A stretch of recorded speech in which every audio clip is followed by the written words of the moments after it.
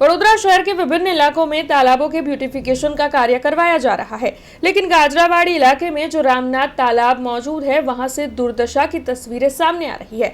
तब इस मुद्दे में कांग्रेसी काउंसिलर दीपा श्रीवास्तव और तीर्थ ब्रह्मभट्ट ने आवाज उठाई है। दरअसल ये जो रामनाथ तालाब है वहां पर गंदगी का साम्राज्य नजर आ रहा है।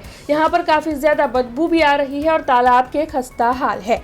तो वहीं सुशासन दिन और पर्यावरण दिन को मनाते हुए यहाँ पर कई रुपयों के लाखों रुपयों के पौधे लाए गए थे, लेकिन उनकी देखभाल नहीं की जा रही है, जिसकी वजह से पौधों के हाल भी बुरे हो गए हैं। तब आखिरकार जनता के पैसे क्यों बर्बाद किए जा रहे हैं, ये सवाल उठाते हुए कांग्रेसी काउंसिलर तीर्थ ब्रह्मभट्ट और दीपा श्रीवास्तव ने अल्टीमेटम दिया है 7 दिन का कि पौधों की देखभाल यहाँ पर की जाए, पौधों में पानी डाला जाए और साथ ही रामनाथ तालाब के ब्यूटिफिकेशन का कार्य भी करवाया जाए। तब आइए सुनते हैं इस मामले में आवाज उठाने वाले कांग्रेसी काउंसिलर तीर्थ ब्रह्मभट्ट और दीपा श्रीवास्तव की प्रतिक्रिया।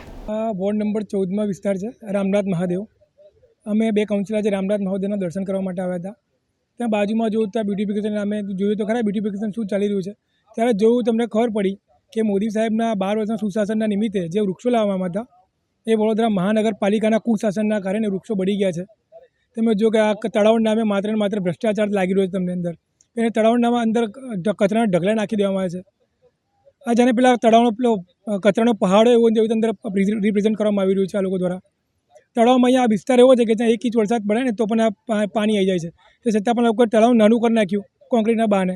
અને ક્યાંક ને ક્યાંક એવું લાગી રહ્યું છે કે આ લોકો બ્યુટિફિકેશન માત્ર ઉપરથી મેકઅપ કરવામાં આવી રહ્યો છે, કારણ કે લોકોને જનતાની પડી નથી।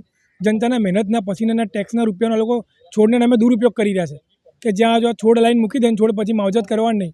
મોદી સાહેબનું સુશાસન હોય કે ના હોય, પરંતુ 100% એવું કહીશ કે વડોદરાનું કુશાસન છે અને કુશાસન ચાલી રહ્યું છે, કારણ કે આ લોકો રામનાથ તળાવને રામના નામને પણ નથી છોડી રહ્યા। લોકો રામના નામે ભ્રષ્ટાચાર કરવાનું છોડતા નથી। જી, આજ અમે લોકો જે સ્મશાનની પાછળ વાડી વિસ્તારમાં જે બ્યુટિફિકેશનના નામે જે તળાવ છે એનું કૌભાંડ છે એ આપ સમક્ષ રજૂ કરી રહી છું।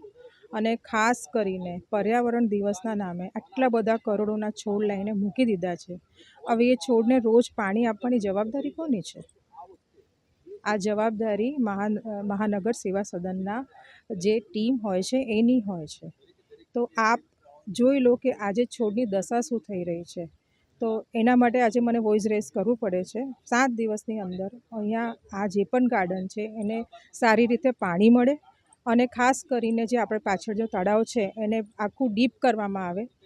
જે કોન્ક્રીટનું જંગલ જે વારે ઘડીએ હું બોલતી રહું છું, બ્યુટિફિકેશનના નામે બાઉન્ડ્રી તો બનાવી દીધી, પણ જે અંદર આપ જુઓ વર્ષો જૂનો કચરો છે, આ કચરો સાફ કરવાની જવાબદારી આપણી છે, અમારી છે, મહાનગર સેવા સદનની છે।